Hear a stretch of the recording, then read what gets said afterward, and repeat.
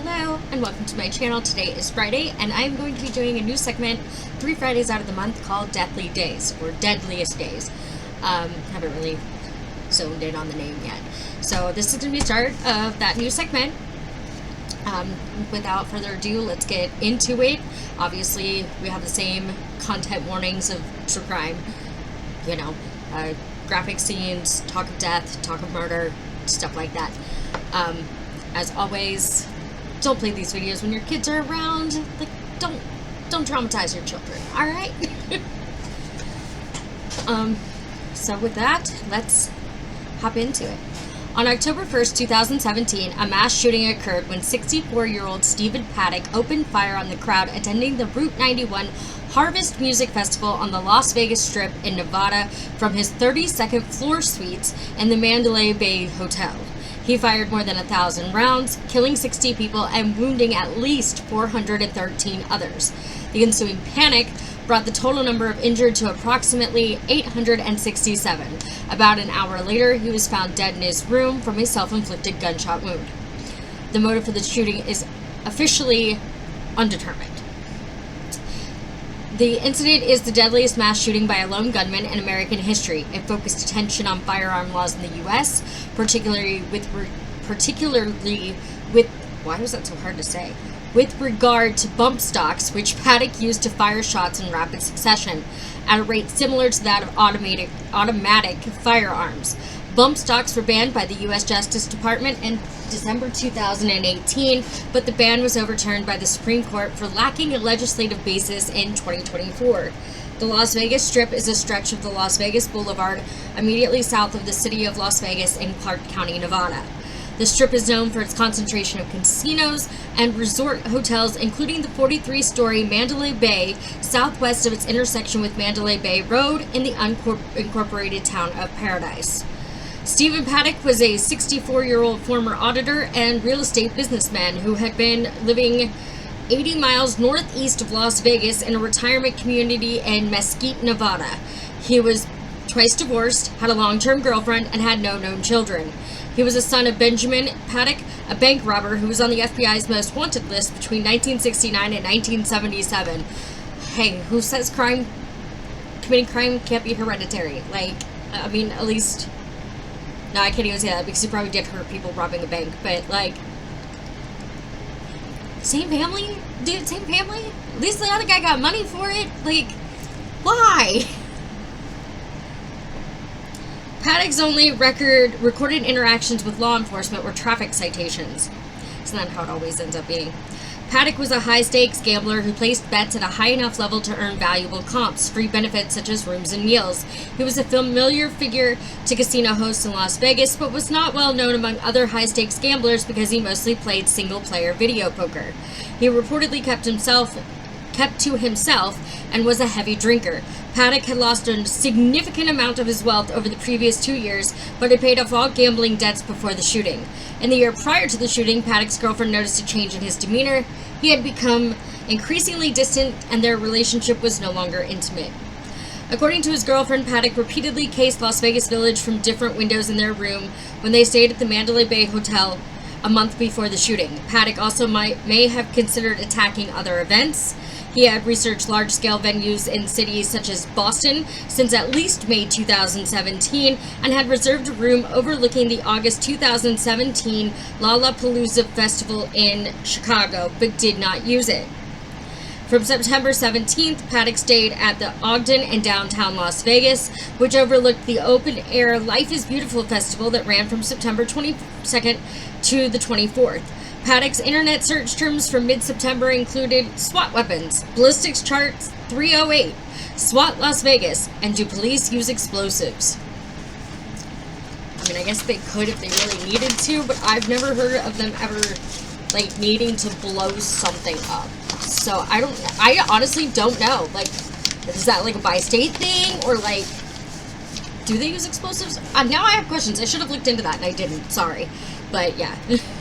Paddock arrived at Mandalay Bay on September 25th, 2017, and booked into room 32135, a complimentary room on the 32nd floor. So, from what I understand how this works, so like it's level 32 and then the room number is 135. So that's why it's 32-135. He also checked into the directly connected room 32-134 4 days later. Both suites overlooked the site of the concert at Las Vegas Village. During his stay at Mandalay Bay, Paddock spent much of his time gambling, usually at night. He interacted with employees more than 10 times, including twice on the day of the shooting. An MGM Resorts International spokesperson said all the interactions were normal in nature. Cell phone records show that he also made multiple visits to his home in Mesquite.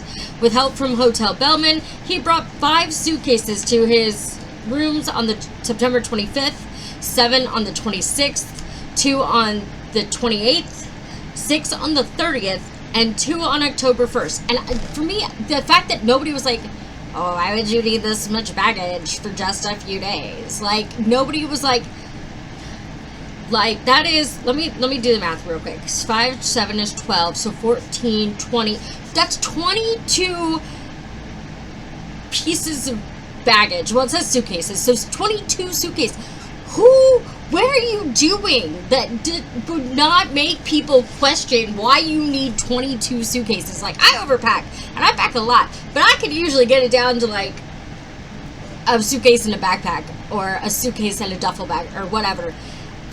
I would never need 22 suitcases. Like, nobody thought that was suspicious. Nobody was like, that seems odd. On September 30th, he placed Do Not Disturb signs on the doors of both rooms. Also, nobody questioned about why he needed 2 rooms for just himself. Like, we're just not asking questions in this day and age. Like, we just, like, let that go. Like, I would have been so nosy. Why do you need 22 suitcases? Why do you need 2 rooms for just one person? But he's spending money. And he's spending money at the casinos. He's paying for one of those rooms. So they're not going to question it because it's income. But they probably should have. The mass shooting occurred between 10:05 p.m. and 10:15 p.m. on October 1st, 2017, which was in the 3rd and final night of the festival. Sorry. When the shooting began, country music singer Jason Aldean was giving the closing performance. Shortly before 10 p.m., hotel security guard Jesus Campos was sent to the 32nd floor to investigate an open door alert. He attempted to open a door that provided immediate access to the floor, but found that it would not open. After Campos entered the floor, he discovered an L-shaped bracket screwed into the door and door frame, which prevented the door from opening. After reporting to the discovery to his dispatch center, he heard what he thought was the sound of rapid drilling coming from room 32-135 and went to investigate the matter. Again, questions. Nobody noticed this guy drilling pieces into their door. Like, you have cameras in hotels, especially in like the hallways and stuff, in case of, a murder or an accident or liability or fire or whatever. You have cameras, especially in the hallways. You obviously can't have them in the rooms or the bedrooms or bathrooms because that's illegal, at least in Ohio. I don't know if that's a countrywide thing or a state thing, but yeah.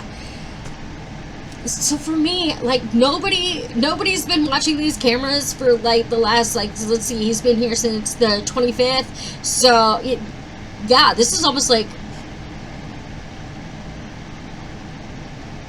I'm sorry, I'm so tired.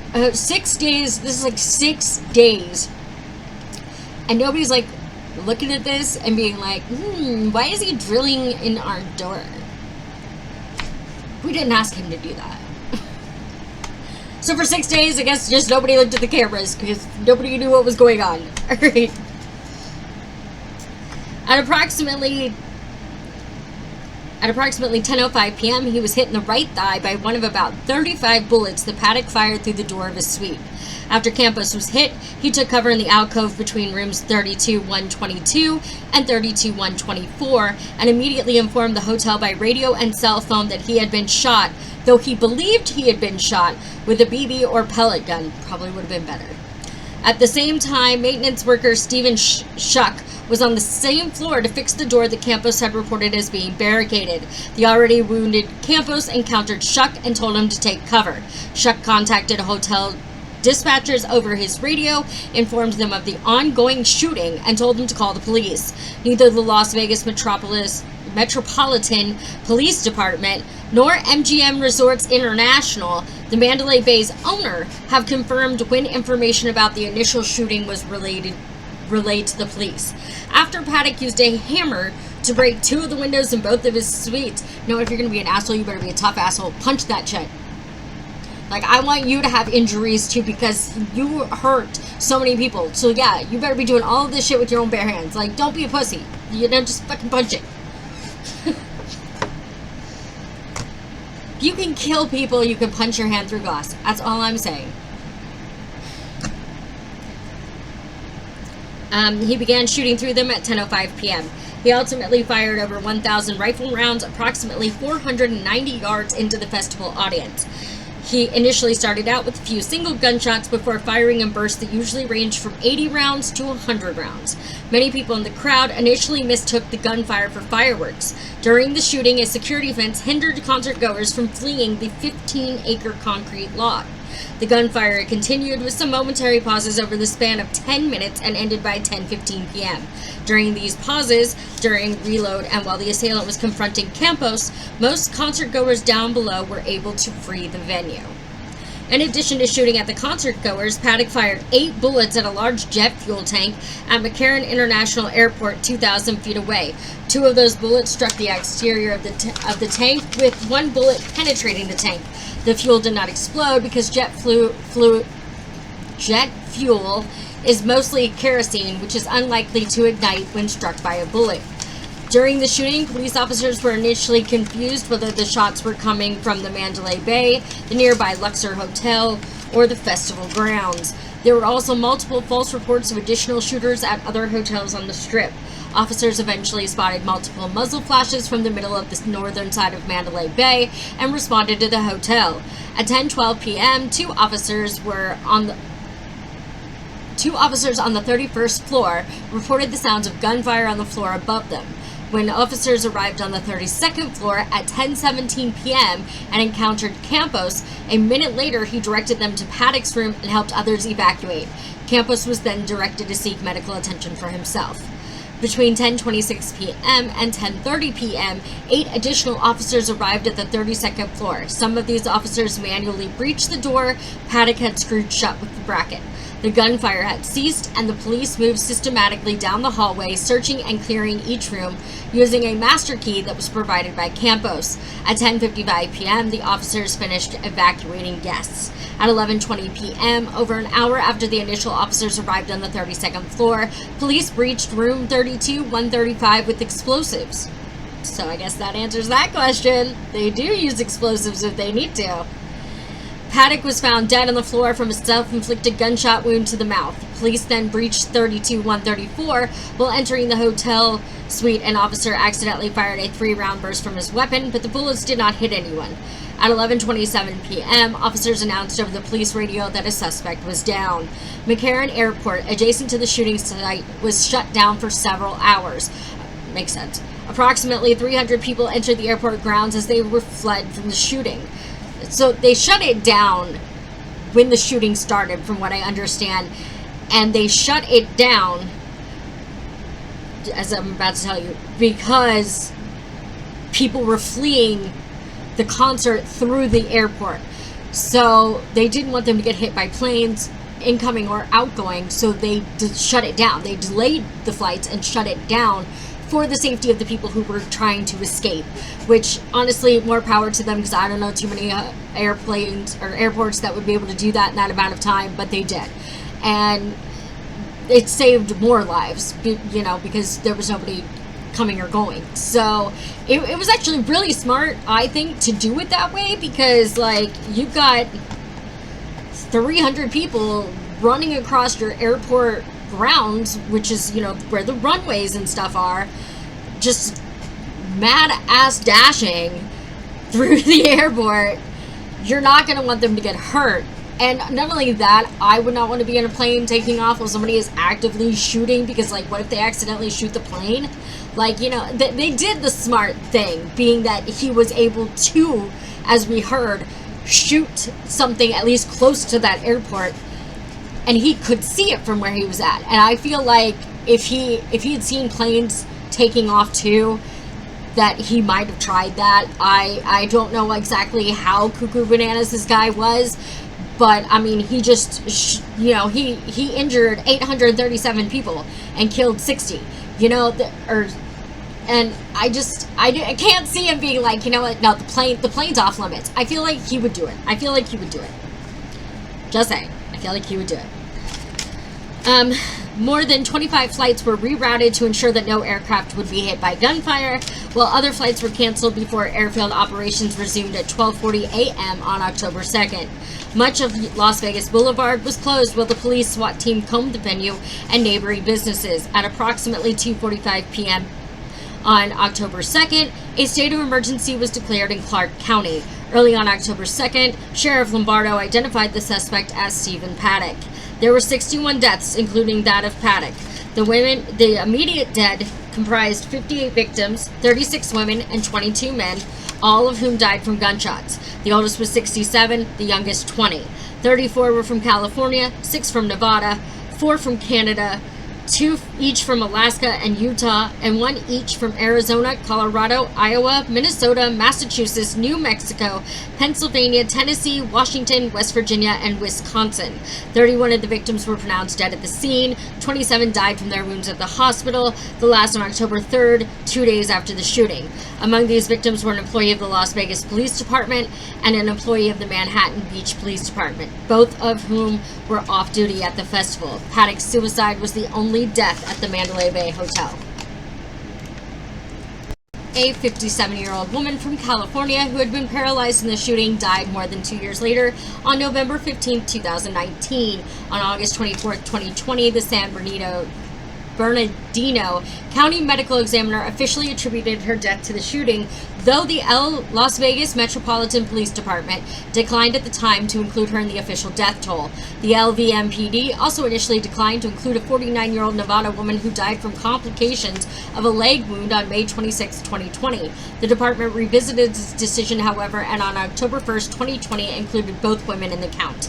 In 2023, a probate case determined that the shares of Paddock's estate would be distributed among the families of 61 victims, though the attorney who handled the case declined to disclose the identity of the 61st person or how they died. The Las Vegas Review-Journal reported that the 61st person was a survivor who died by suicide after the shooting. The incident is the deadliest mass shooting committed by an individual in the United States, exceeding the death toll of the 2016 Orlando nightclub shooting, in which 49 people were killed.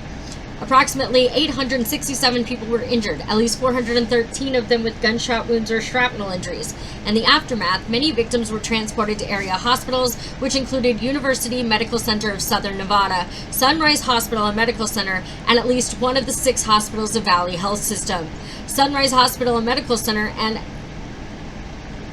Sunrise Hospital treated the largest portion of the wounded, 199 patients, 150 of whom arrived within about 40 minutes. University Medical Center treated 104 patients. Additionally, 6 victims sought medical treatment in Southern California. UC Irvine Medical Center treated 4, and Loma Linda University Medical Center treated 2. Many victims of the shooting required blood transfusions, which totaled 499 components in the first 24 hours of treatment. This blood was rapidly replaced by available blood from local and national blood banks. University Medical Center, the Level 1 Trauma Center in Las Vegas, was difficult to access for more than 50% of patients transported by private vehicle because Interstate 15, the most direct route from the shooting location, was closed to the public. Also, an erroneous emergency services announcement made 1 hour after the shooting reported UMC had reached capacity and was on diversion. This confusion persisted for several hours and led to most patients being transported to Sunrise, a Level 2 trauma center. On the morning after the shooting, Lines to donate blood in Las Vegas stretched for blocks, and wait times were as much as 6 hours or more. In Las Vegas alone, 800 units of blood were donated to the local blood bank in the days following the shooting, and the American Red Cross reported a 53% increase in blood donation in the 2 days following the shooting. It was later reported that over 15% of the blood donated in Las Vegas after the shooting went unused, prompting questions about the benefit of widespread calls for blood donation following mass shootings. Millions of dollars have also been raised to help victims and their families. Martin Heffernan, Assistant Scoutmaster, was honored by Boy Scouts of America for demonstrating unusual heroism and extraordinary skill in saving or attempting to save a life at extreme risk to self, with the honor award with crossed palms. Brittany Spear, an EMT at UCLA, received a Medal of Courage from the University of California Police Department for her bravery in setting up a triage area and treating victims while the shooter was still active. She is the only civilian in medical services to receive this honor. Trooper Ross Woodward, a British soldier from the 1st Queen's Dragon Guards,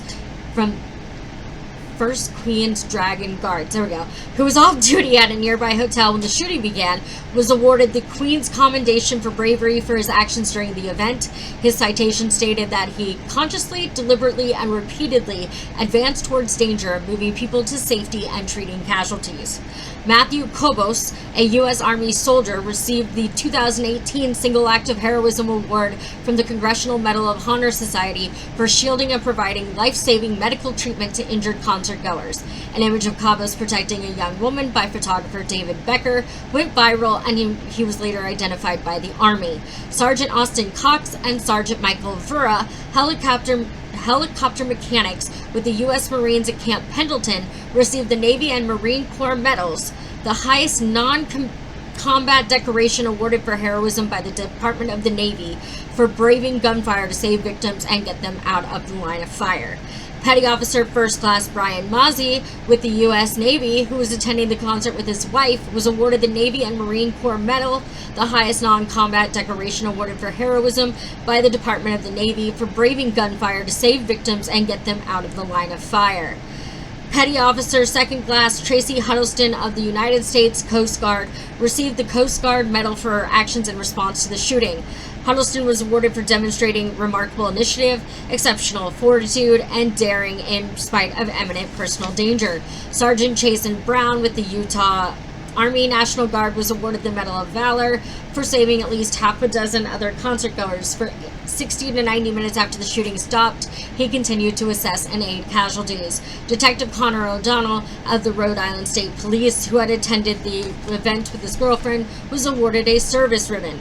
The San Diego Police Department honored 9 officers and 2 detectives from their department who were vacationing separately in Las Vegas. Detective Michael Vo and officers Thomas McGrath, Mark Williams, Mark Viduzio, and Richard Barton received the Medal of Valor for their actions in treating the wounded, creating escape routes, and shielding concertgoers. McGrath was also presented the life-saving medal by Jonathan Smith, a civilian who survived a gunshot wound to the neck due to McGrath's quick actions. Detective Scott Gosnell and officers Caitlin Milligan, Eric Hansen, Brian Johnson, William Hernandez Jr., and Braden Wilson received the department's Exceptional Performance Citation for assisting concertgoers and helping them escape the venue. Officials from the FBI and ATF responded to assist in the investigation. According to authorities with the Clark County Commission, the name 1 October was declared the official title for investigations into the mass shooting. Investigators found hidden surveillance cameras that were placed inside and outside the hotel room, presumably so Paddock could have monitored the arrival of others. The cameras were not in record mode. Police said a handwritten note found in the room indicated that Paddock had been calculating the distance, wind, and trajectory from his 32nd floor hotel suite to the concert goers he was targeting on the festival lot. At a press conference on October 4th, Clark County Sheriff Joe Lombardo stated that there was evidence, which he declined to discuss, that Paddock intended to escape the scene and that he may have had assistance from an accomplice. Investigators searched Paddock's room and found a bulletproof vest and breathing apparatus, neither of which he bothered to use.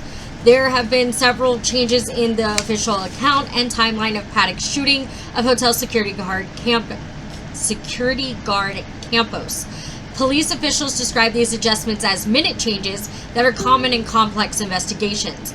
In their first statement about the incident, police officials inaccurately reported that Campos arrived on the scene after Paddock began firing into the crowd. In a second statement, police officials reported, again inaccurately, that Campos was shot 6 minutes before Paddock began firing into the crowd. The report had been based on a 9:59 p.m. notation in a hotel security log, which in a third statement was determined to have been the time when Campos encountered the barricaded door. Sheriff Lombardo dismissed allegations that the changing timeline was the result of some kind of conspiracy between the police department, the FBI, and MGM Resorts International, saying nobody is attempting to hide anything in reference to this investigation. The dynamics and the size of this investigation requires us to go through voluminous amounts of information in order to draw an accurate picture. The Las Vegas Metropolitan Police Department released a preliminary report on the event on January 18, 2018. Police speculate that Paddock acted alone and have not determined his motive. No links have been identified to any hate groups, terrorist groups, or ideologies, and he did not record a reason for his actions. On February 2, 2018, Douglas Haig, an Arizona ammunition dealer, was charged in a Nevada federal court, with conspiracy to manufacture and sell armor-piercing ammunition without a license after his fingerprints were discovered on unfired armor-piercing ammunition inside Paddock's suite. He was sentenced in June 2020 to 13 months in prison. Small price to pay for helping somebody kill 61 people. On August 3, 2018, Clark County Sheriff Joe Lombardo held a press conference on the release of the LVMPD criminal investigative report of the October 1st mass casualties shooting. He said the 10-month investigation had revealed no evidence of conspiracy or a second gunman, and that the gunman's motive had not been definitely determined. Lombardo said what we have been able to answer are the questions of who, what, when, where, and how. What we have not been able to definitively answer is why Stephen Paddock committed this act. A report published by the FBI's Behavioral Analysis Unit in January 2019 said that there was no single or clear motivating factor for the shooting. Google and Facebook were criticized by displaying such false news stories in some of their search results. Alexis Madrigal of The Atlantic accused the two technology companies of failing in their responsibility to keep these from reaching the public. Facebook later said its algorithms were designed to detect and remove false stories, but failed to work adequately in this instance. Survivors of the shooting have been accused of being crisis actors, and some have received death threats on social media. Conspiracy theorists have claimed there were multiple shooters and that details of the massacre are being covered up for the sake of promoting gun control laws. After some media outlets reported that YouTube search results for information about the shooting returned links to conspiracy videos, YouTube said it had tweaked its search algorithm to promote news sources which it considered more authoritative. Political scientist Joseph Uzinski suggested the removal of this content ironically fuels conspiracy theories by making a cover-up seem more evident. Nevada Governor Brian Sandoval called the shooting a tragic and heinous act of violence that has shaken the Nevada family. Jason Aldean, who was singing when the shooting started, posted his condolences on Instagram and noted all of those working with him at the show had survived the attack. At a press conference, U.S. President Donald Trump described Paddock as a very, very sick individual and a demented man with a lot of problems. I'm going to leave my politics out of this. And described the event as an act of pure evil. He added, the police department has done such an incredible job and will be talking about gun laws as time goes by. A White House official talking points memo distributed to Trump allies opposing tightening gun control, since new laws won't stop a madman, but will curtail the freedoms of law-abiding citizens. On October 2nd, Trump issued a proclamation to honor the victims and their families. On October 4th, Trump visited the shooting victims and first responders. A unity prayer walk and ceremony was held in Las Vegas on October 7th in honor of the dead. Speakers at the ceremony included Vice President Mike Pence and Las Vegas Mayor Carolyn Goodman. On the evening of October 15th, thousands participated in a commemorative 3-mile walk between Circus and Mandalay Bay. Now, before I finish this, I do want to put this on here. I don't want politics brought to this. However you feel about whatever president, and our current president, our old president, I don't care. I don't want that brought here, because that's not what this is about. This is about bringing attention to people that were hurt and people that were victims of this crime. So I don't want politics brought into this. And I mean that. The annual Rock and Roll Las Vegas Marathon took place on November 12th and was the largest event to be held in the city since the shooting. The event received a massive amount of security, which included counter-sniper surveillance posts, 350 police officers, and a number of barriers composed of dump trucks, buses, and other large vehicles. The expansion Vegas Golden Knights of the NHL held a tribute to the victims and honored response personnel before their inaugural home game on October 10th. Later during the season, the number 58 became the first number in team history to be retired, chosen for the 58 people who died immediately or within days of the shooting. The Mandalay Bay Resort renumbered its floors, skipping floor 32. Rooms 32-135 and 32-134, the rooms rented out by Paddock, were sealed off and made inaccessible to guests, which honestly, I respect that. That's good. The future of the Las Vegas Village remained undetermined until September 2019.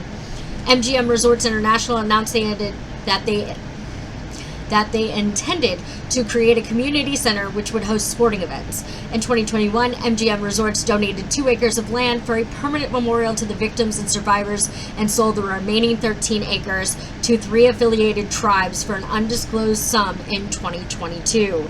In March 2019, Las Vegas police officer Cordell Hendricks, who did not immediately respond to the gunfire but had remained in the floor below Paddock, was fired for his inaction. He was reinstated a year later following an arbitrator's ruling. In November 2017, a lawsuit was filed on behalf of 450 of the victims of the shooting, which claimed that the Mandalay Bay Hotel had shown negligence by allowing Paddock to bring a large amount of weaponry into the building. Again, I stand by this because who would not question a single male bringing in 22 suitcases? Like, how much luggage could you possibly need? Unless you were, like, living there. So I fully agree that Mandalay Bay Hotel maybe should have been like, that looks a little fishy. You know, yeah. In July 2018, MGM Resorts International countersued hundreds of victims, claiming that it had no liability of any kind for the attack, under a 2002 federal law passed in the wake of the September 11 attacks. On October 3rd, 2019, MGM Resorts reached a settlement of $800 million with the victims of the shooting, which was approved by a judge on September 30th, 2020. So in a way, they did finally admit that they were culpable. It is not entirely their fault. I would never say that wholeheartedly, that this organization is specifically the only one responsible. Stephen Paddock made the decision to bring in 22 suitcases full of ammunition and weapons. Stephen Paddock made the decision to break out the windows in his hotel room. Stephen Paddock made the decision to shoot and injure over 800 people and kill 61 of them. He made those choices, and that is not Mandalay Bay's fault. But what is their fault is not questioning or searching or something. Like, I just feel like as a person, 22 suitcases would make me be like, this is sketchy. Can you like unzip some of these so I can see what's in it? I don't know if they can do that, but it just, if they could do it at an airport, they could probably do it in a hotel. And so I won't come out and say definitively that Mandalay Bay is responsible for the whole thing because it's all their fault. That's not true. Stephen Paddock is the one who made the decisions that led to this event. But there were some things I feel like Mandalay Bay could have done better. On October 3rd, several people who were at the scene of the Las Vegas shooting when it occurred were also present during the November 2018 mass shooting at the Borderline Bar and Grill in Thousand Oaks, California. Honestly, if I was in both of these shootings, I would have been like, I'm just done. I'm not going to any events anymore because every time I go to an event, somebody's trying to kill me. Which left 13 dead, including the gunman. One person said that the number of Las Vegas survivors at the bar may have been as high as 60. It was confirmed that a survivor of the Las Vegas shooting had died in the Thousand Oaks shooting. In 2019, the October 1st Memorial Committee was formed to honor the victims of the shooting by commemorating them in a memorial. 10 MC's jury has looked over and reviewed all the memorial submissions and selected 5 finalists, which include Aaron Newbert Architects and Studio, SGIG, SGAARD, JCJ Architecture, OLIN, and the Paul Murdoch Architects and SWA. that's the end of this segment. As always, please don't do anything I would do. Be cautiously kind to others. Maybe take in your surroundings, I guess, if you go to a hotel, because somebody might be coming in with 22 suitcases full of guns. Still can't get over the fact that nobody questioned this. But as always, make good choices. Don't do anything I would do. Be cautiously kind to others. And I'll see you guys next week. All right? Thank you. Bye.